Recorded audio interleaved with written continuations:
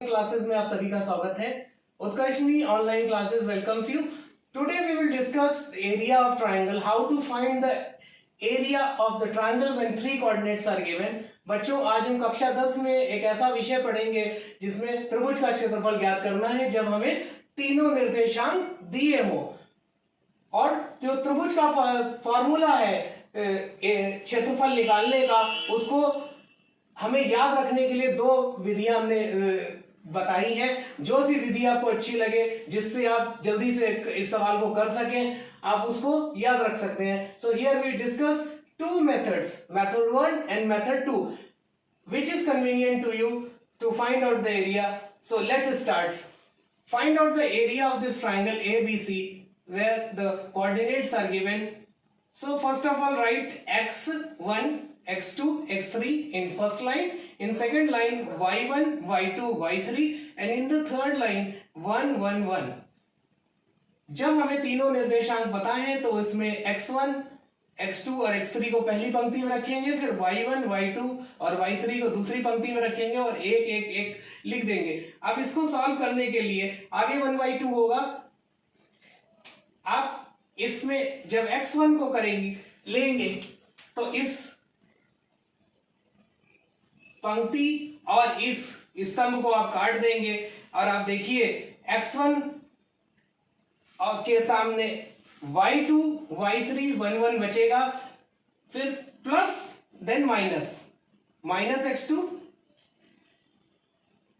Cut this column and this row and you will find that y1, y3, 1, 1, then plus x3. So alternate plus minus plus. Now hide this column and this row. You will find x1, x3, y1, y2, 1, 1. Now when we multiply, cross multiply left to right, then it is positive, and when we multiply from downward to upward, it is negative. So expand it, x1, y2 minus y3, here y1 minus y3, and here y1 minus y2. यानी कि जब हम ऊपर से नीचे की तरफ गुणा करेंगे तो ये धनात्मक होगा और y2 आ जाएगा। जब हम नीचे से ऊपर की तरफ गुणा करेंगे तो ये ऋणात्मक होगा और x इसी तरह ये प्लस माइनस प्लस चलेगा x में। और इस फॉर्मूले को जब हम एक्सपेंड कर देंगे तो आप चाहो तो इसमें से एक ऋण यानी माइनस कॉमन ले लोगे और यहां पर ये आपको फॉर्मूला फाइनली मिल जाएगा।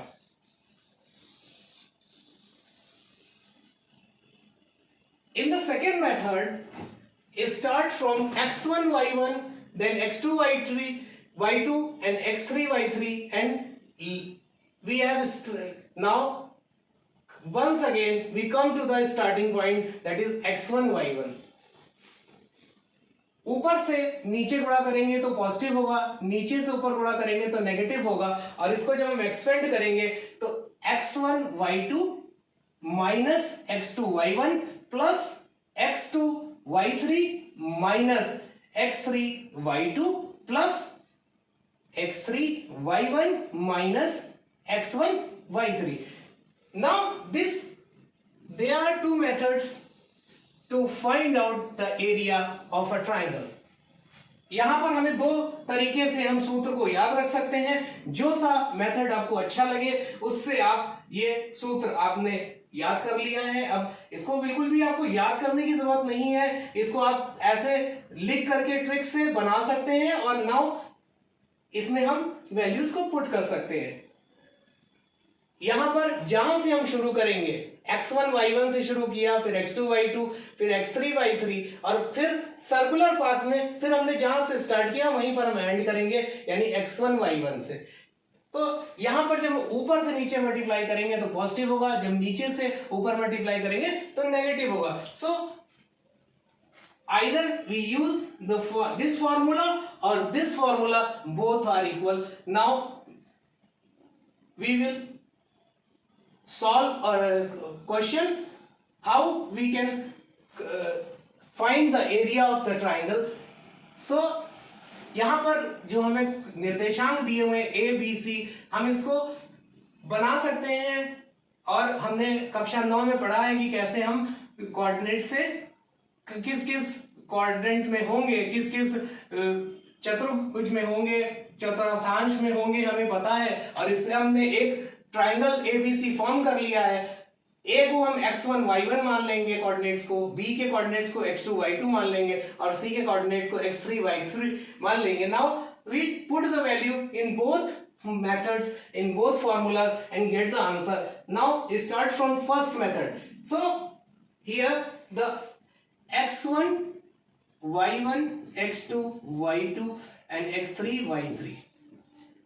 So x1 is -4, y1 is 6, x2 is -3 and y2 is -5, x3 is 1 and y3 is -1. Now put the values in this formula and now we put the values x1 this is -4, y2 and y3 -5 minus, that is the minus of the formula, and the coordinate value is -1. Now we solve it.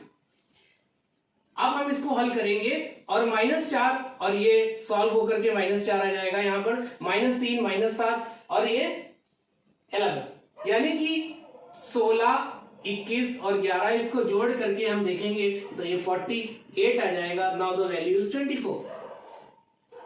Now we use the second method.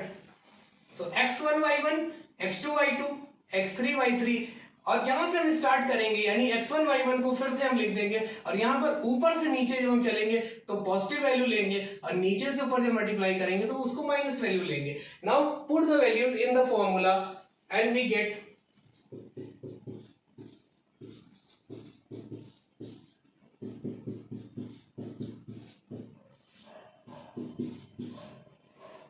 तो आप देखें कि दोनों method से हमारा answer same आ रहा है. अब जिस विधि से आपको इसको करने में आसानी हो उससे आप कर सकते हैं. इस विधि में आपको याद रखना है कि सर्कुलर में एक सर्कल में अगर हमने शुरू किया है तो गोल गोल घूम करके हम वापस स्टार्टिंग पॉइंट पर ही आ जाएंगे. यानी x1 y1 से शुरू किया है तो फिर x2 y2 फिर x3 y3 और लास्ट में x1 y1. तो इन दोनों मेथड से हमने देखा कि हमारा आंसर सेम आ रहा है. Now we find that in both method the answer is same. So guys we will continue this chapter in the next video.